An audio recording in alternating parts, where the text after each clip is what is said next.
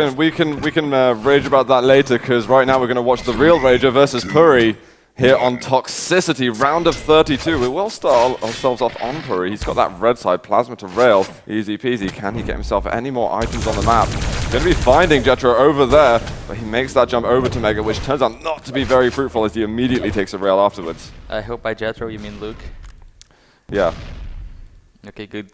They're the same people in my eyes. And that same Luke already has position on the red, and Purri has an hard way to get into it. Here he comes again. Can he do it? Great rocks by Purri, yet gets the red there. Wow, only just though. He was really weak at the end of that. Going for another rail, but he goes for a close call combat, and then Luke tries to go forward for him, makes it in the end, and now it's just a weapon switch error, really. Maybe Purri being a little bit cocky on that occasion. No, I mean, Purri always switches to the rail when his opponent is low. He's probably the only player who does that every time. Every time. Every time. And it doesn't usually work, but when it does, it's amazing. Yeah. So let's hope it works sometime. It's just it's a very risky thing. It is. And Purri, that's the best thing to do when you're losing on an LG fight. It's true. If you've calculated your opponent's health accurately, which Purri usually does, it can be a very effective way, providing you execute it correctly. But at the moment, it is Luke who is leading and still has a decent stack. But the major items spawning at the same time. He's going to be hoping to try and get red as well, if not cut off Purri over there, but he's just completely gone off the map. Purri's playing super fast. I don't know if this is the best choice to do in Toxicity, because now he let Luke the 200 understack. That's what's going to help him a little bit, but he needs a couple more. He does need to. Oh, he's going to get one more afterwards. Looking for some defensive rockets on the side. Luke's going to have to get some extra damage soon before he starts taking more of these Purri rails. Purri is actually doing a lot of damage. Yeah, only tried to steal one of the major items. That was a nice jump there by Luke, but it didn't really get him anything in the end. Mega and Red up at the same time once again. Luke is currently denying them quite well, but Purri might make a jump down. He is going to go for it. He's going to be going against the LG. This could hurt a lot. Luke could be looking good for the next frag, but he can't finish it off. What is this? And the rail not quite hitting, but there's the splash damage. And there's frag number 2. Yeah, I mean, that red room on Toxicity is a trap.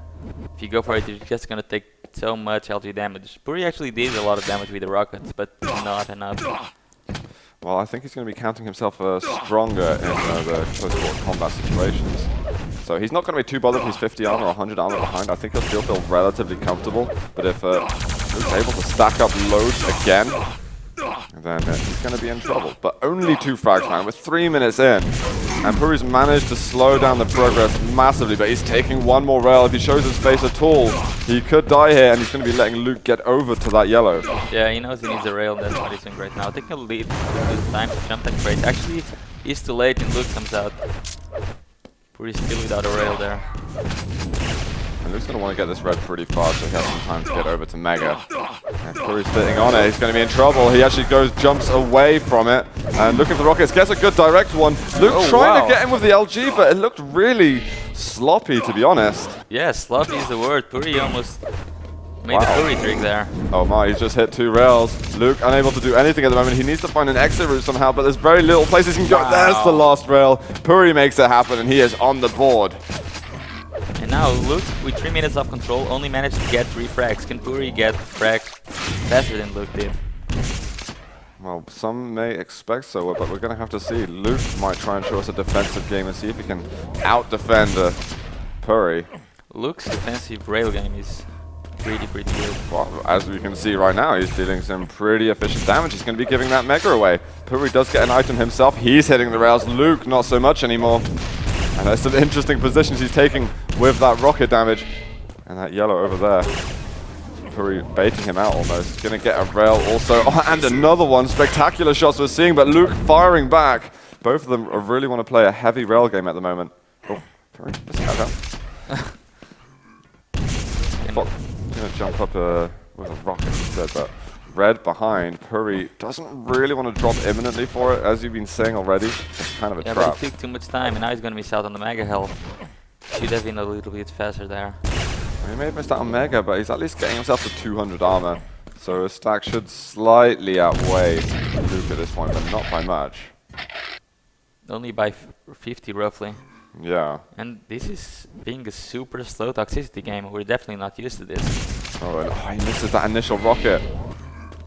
he had the trap on. He probably could have set it out a little bit more carefully. Red is up. Purri doesn't really need it. So at the moment, it's just a big risk.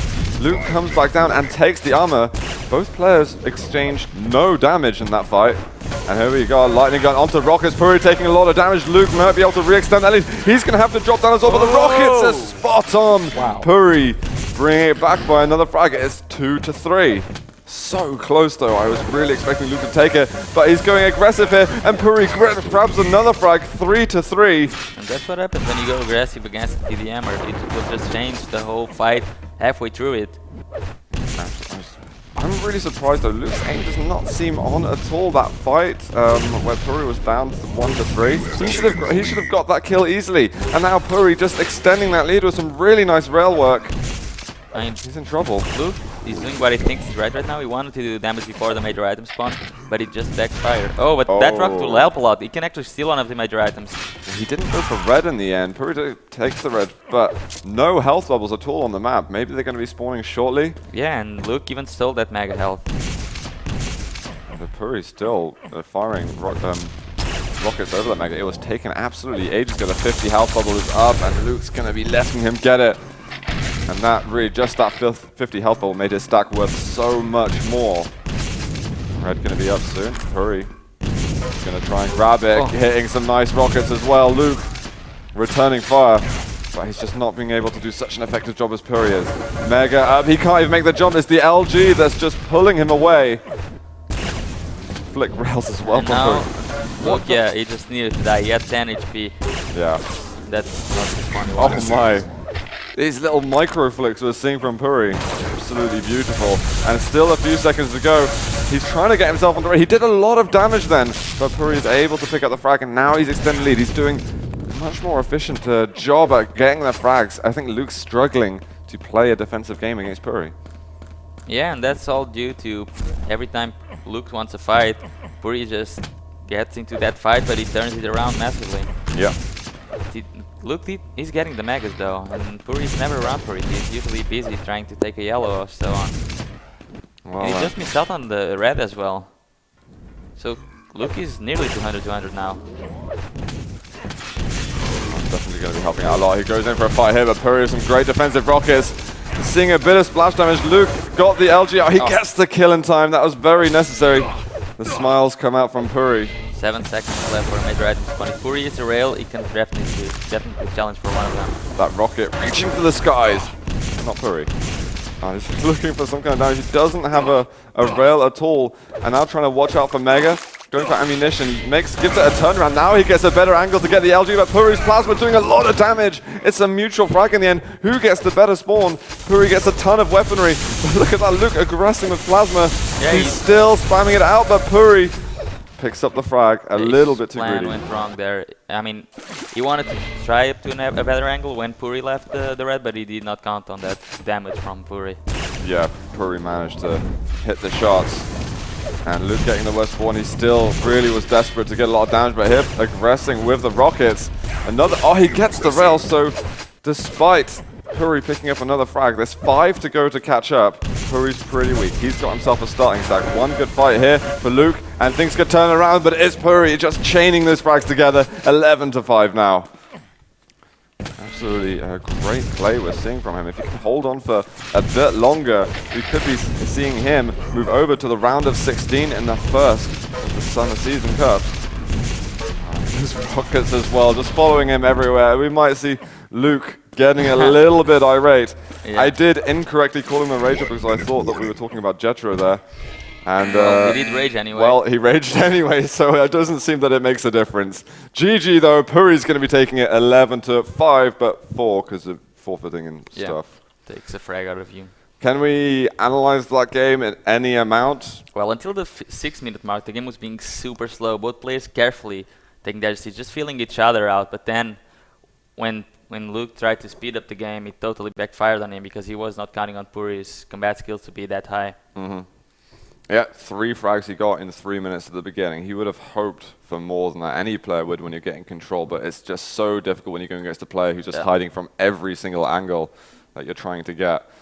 But do we know what game we're going to next? Yeah, I think we're going to Guard versus Matrox. Guard versus Matrox. Is Yeah. this a round of 16? Yes, it is. A round of 16, so it's a best of 1, and it's to get to the quarterfinals. So whoever wins this will get that opportunity to play, you know, a best of 3. It's not so risky or such a gamble for the individuals, and you also start picking up more of those precious points.